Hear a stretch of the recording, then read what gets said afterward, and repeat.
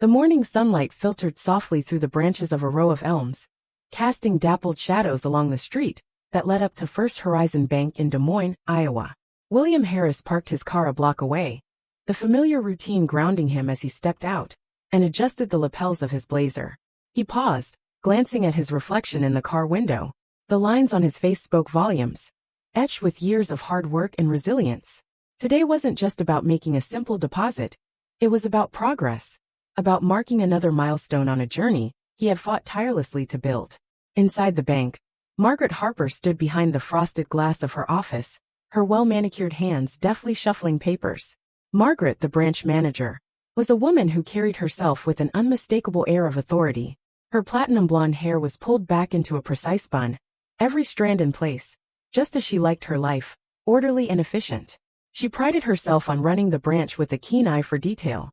But beneath her polite smile lurked an instinct to judge, an edge she had honed over the years in her position.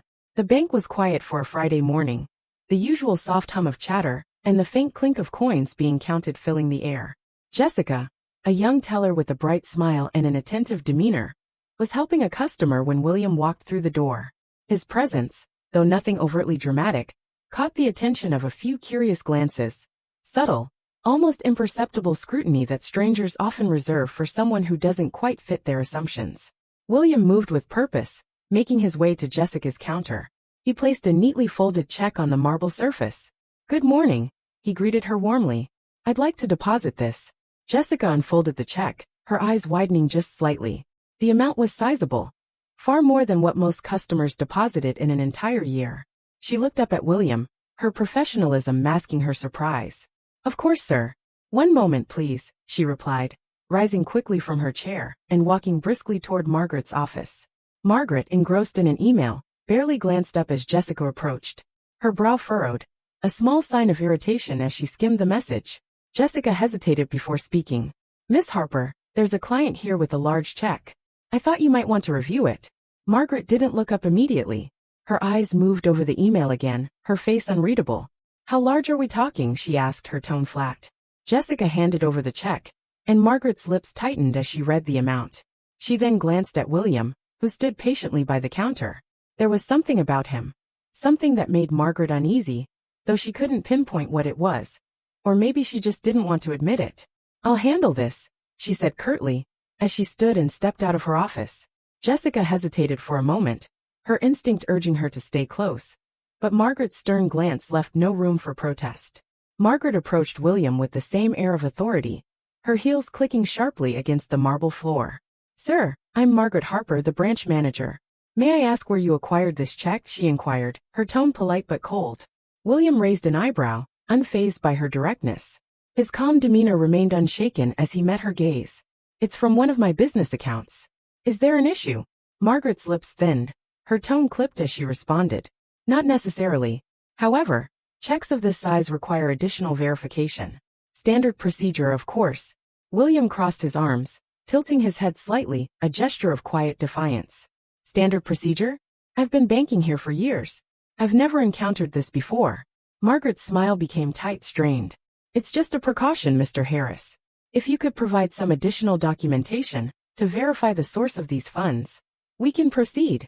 Jessica, watching the exchange from behind her station, felt a knot form in her stomach. Something about Margaret's tone felt unnecessarily sharp, almost as if she were looking for a reason to doubt him. But William didn't flinch. His response was cool, controlled. "Everything you need is on the check," he said, gesturing toward it. "If there's something specific you need, I'm happy to help. Otherwise, I'd appreciate it if you could just deposit it." Margaret's smile faltered, replaced by a practiced look of skepticism. "I'll need to review this further. Please wait here," she said, her voice final, before turning on her heel and heading back to her office. William stood at the counter, his jaw tightening with the strain of holding back his growing frustration. Around him, the quiet murmur of the bank seemed to amplify. The subtle glances from the staff and the other clients felt like a spotlight, magnifying his discomfort. "I'm sorry, Mr. Harris," Jessica said softly, her voice filled with empathy as she took a hesitant step closer. "I'll try to." "It's fine," William interrupted, his voice firm but not unkind. "I'll wait in Margaret's office." Inside the office, Margaret picked up the phone, dialing a number to initiate her so-called verification process. Her eyes lingered on the check again, her suspicions gnawing at her. There was something about this man, his confidence, his composure, that made her uneasy, made her question her assumptions. She wasn't sure why, but she wasn't prepared to admit it either. Back in the lobby, William's gaze shifted across the room. His eyes landed on a framed photo of the bank's leadership team, hanging near the entrance. His expression remained neutral, but inside, a simmering frustration began to rise. He had dealt with moments like these before.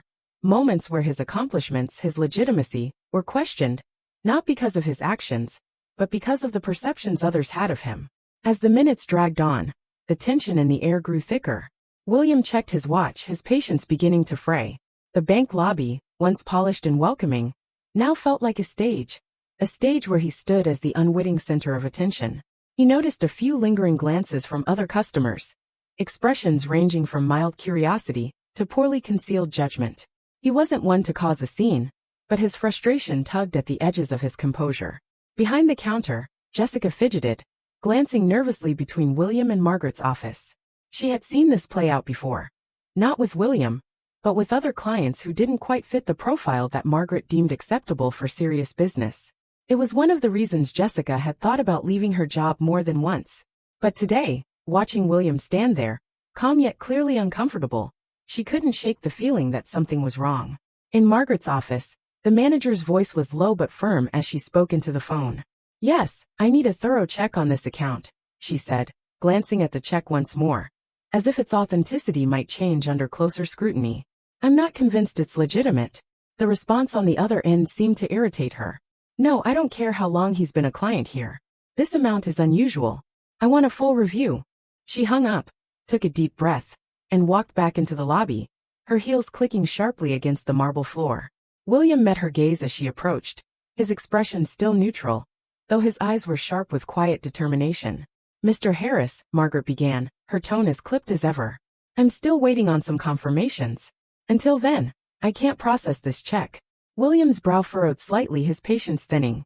"And how long is that going to take?" "It depends," Margaret replied, crossing her arms. "These things take time." "Time," William repeated, his voice steady but carrying an unmistakable edge. "I've provided everything you need. My account is in good standing. This isn't a request, it's a routine transaction." "What exactly is the issue here?" Margaret hesitated for just a moment. Then her expression hardened, and her lips parted as she prepared to speak. "The issue, Mr. Harris." The morning sun streamed through the rows of elms lining the street, casting long shadows over the quiet facade of First Horizon Bank in Des Moines, Iowa. William Harris parked his car a block away, taking a moment to adjust the lapels of his blazer. His reflection in the side mirror revealed a face marked by time, etched with the kind of weariness that comes from a life built on hard work and resilience. Today wasn't just about depositing a check, it was about taking another step forward, another marker in a journey he'd tirelessly worked to build. Inside the bank, Margaret Harper stood behind the frosted glass door of her office, sorting through papers with an efficiency born of years in charge. Her platinum blonde hair was neatly tied into a bun, and her sharply pressed suit radiated authority. Margaret took pride in running her branch with precision, always keeping a keen eye on the details. But beneath her polished demeanor lay a sharp instinct to judge, honed over years of observing the many faces that came and went through the bank's doors. The bank was quiet for a Friday morning, the low hum of idle chatter and the soft clink of coins punctuating the stillness. Jessica, the young teller with a bright smile, assisted a customer when William entered.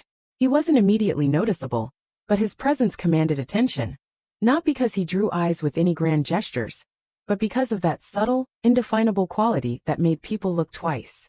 Strangers who didn't quite match their expectations. William made his way to Jessica's counter, placing a neatly folded check on the marble surface. "Good morning," he said with a warmth that contrasted sharply with the sterile atmosphere. "I'd like to deposit this." Jessica unfolded the check, her breath catching just slightly at the sight of the sum. It was larger than anything most customers ever deposited, more than some would see in a year. She glanced up at William, masking her surprise behind professional composure. "Of course, sir. One moment, please," she replied, standing and walking briskly toward Margaret's office. As she neared the door, she could see Margaret's brow furrow, her attention still on her computer screen as her fingers hovered over the keyboard. "Miss Harper," Jessica started hesitantly, her voice carrying a note of concern.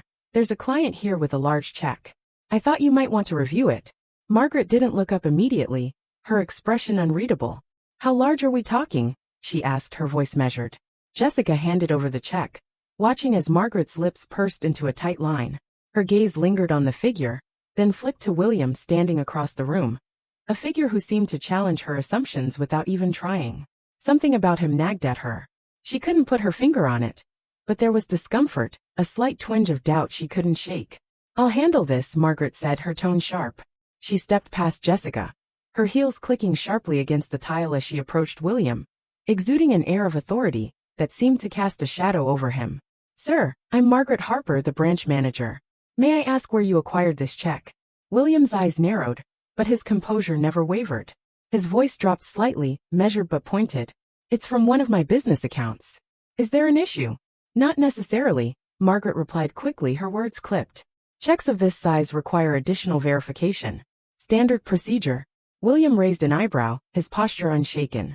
"Standard procedure? I've been banking here for years. I've never encountered this before."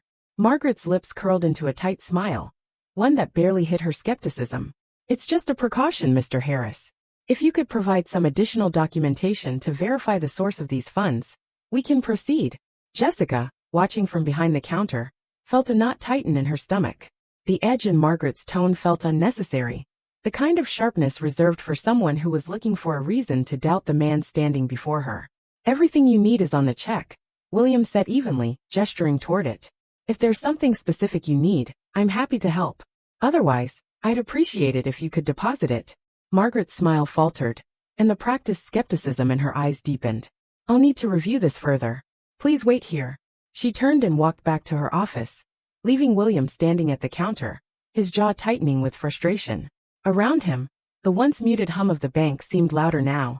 The glances of the staff and customers felt heavier, each one scrutinizing him like a spotlight. Jessica took a tentative step forward. "I'm sorry, Mr. Harris," she whispered, glancing around to make sure no one was listening. "I'll try to." "It's fine," William interrupted, his voice firm but not unkind. "I'll wait in Margaret's office." Margaret picked up the phone, dialing the verification department, with a sharpness in her tone that left no room for doubt. As she spoke, her eyes flicked between the check and the screen, her suspicion gnawing at her. Something about this man, his confidence, his ease. It was unsettling in ways she couldn't explain. Back in the lobby, William's gaze drifted around the room. His eyes landed on a framed photo of the bank's leadership team near the entrance. His expression remained neutral, but inside frustration swirled. He'd faced moments like this before. Moments when people questioned his legitimacy, not because of his actions, but because of who they thought he was. Minutes dragged on. The silence in the lobby grew suffocating, and William's patience began to wear thin. The polished, inviting space now felt like a stage, and he, the reluctant performer, was trapped under the weight of stares and judgments. He glanced at his watch as the seconds ticked by, his resolve starting to fray. Jessica, caught between guilt and hesitation, watched William carefully. She had seen this before.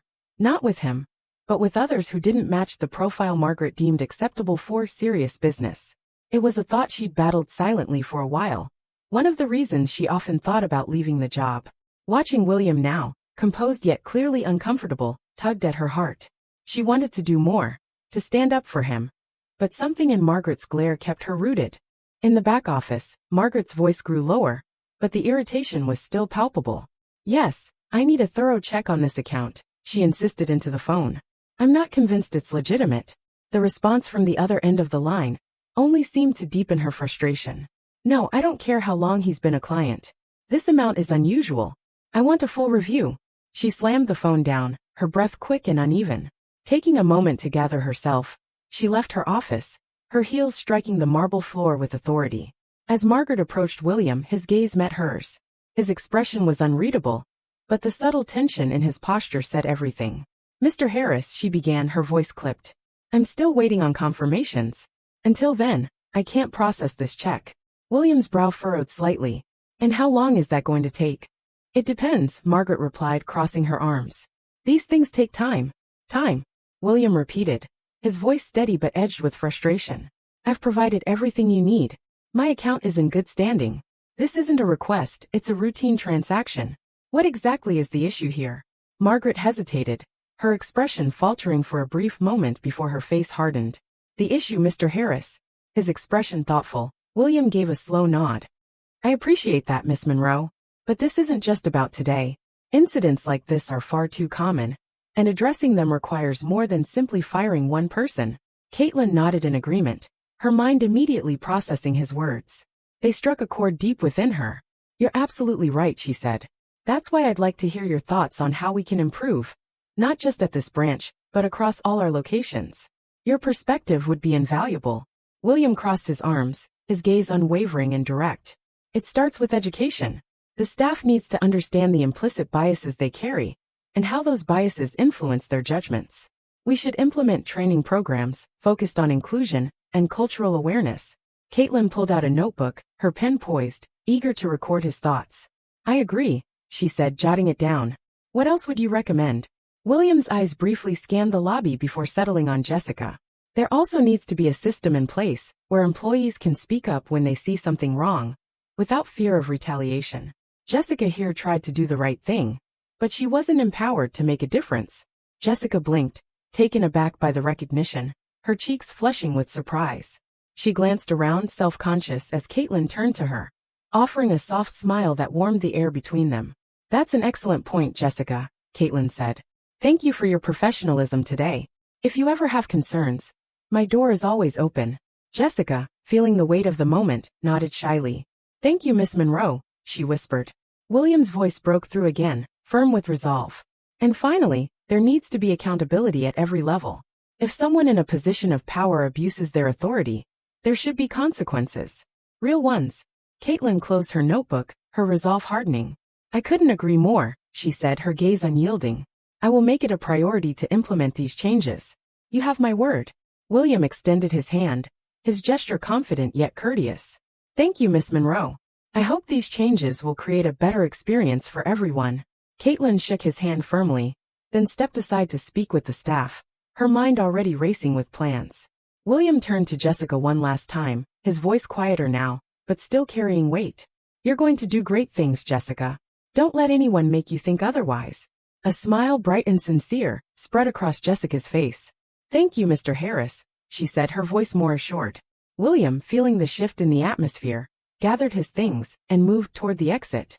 The morning's tension still lingered in the air, but there was a sense of accomplishment in his step, a quiet satisfaction that something meaningful had come from it. As William passed through the doors, Caitlin stood there, watching him leave, her thoughts heavy with determination. The incident had exposed cracks in the foundation, but it had also opened a door to rebuild, stronger and better than before.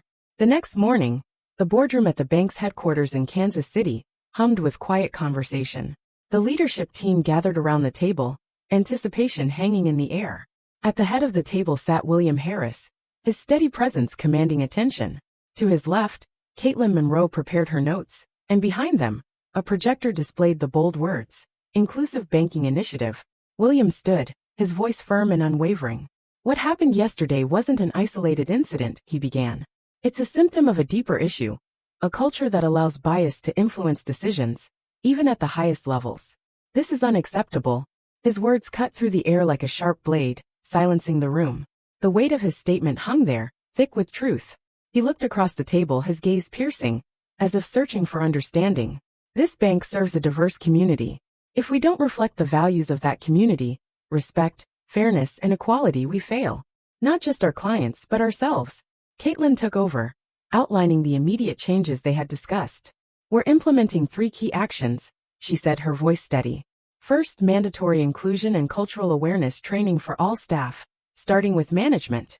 Second, a clear and confidential reporting system for employees to raise concerns without fear of retaliation. Third, a comprehensive review of internal policies to eliminate bias in decision-making.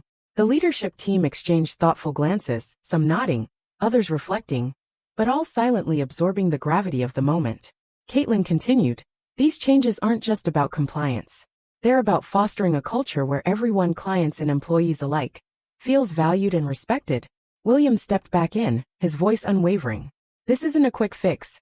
It's a commitment to change. And it starts here, with all of us. The room, usually reserved and formal, erupted into quiet applause. A rare, almost unexpected display of unity among the typically stoic executives. Caitlin, though pleased, felt the full weight of responsibility bearing down on her. The real work, she knew, was just beginning. Later that afternoon, William returned to the Des Moines branch. The atmosphere had shifted, the staff greeted him warmly, and even the clients seemed more at ease. As soon as Jessica spotted him, she approached him, her nervous energy replaced with quiet confidence. "Mr. Harris," she said, "it's good to see you again." William smiled, his voice genuine. "Jessica, I wanted to thank you personally for what you did yesterday. It took courage to speak up, and I want you to know it didn't go unnoticed." Jessica's cheeks flushed with gratitude, but she held his gaze steadily. "I just did what I thought was right." William nodded, his words deliberate. "That's exactly the kind of mindset this bank needs." He reached into his pocket, pulling out a business card and handing it to her. "If you ever want to move up in your career, give me a call. We need more people like you in leadership roles." Jessica stared at the card in disbelief, her eyes wide. "Thank you, Mr. Harris. I'll think about it," she said, her voice tinged with awe. William turned toward the lobby as he made his way out, pausing near the photo of the leadership team hanging on the wall. His name and face were displayed prominently among the other shareholders, a reminder of how far he had come and how much work still lay ahead. As he stepped out into the crisp afternoon air, William felt a renewed sense of purpose. This wasn't just about one transaction or one incident. It was about building something that would endure, a system that treated everyone with dignity and fairness. A legacy, he thought, that would outlast him.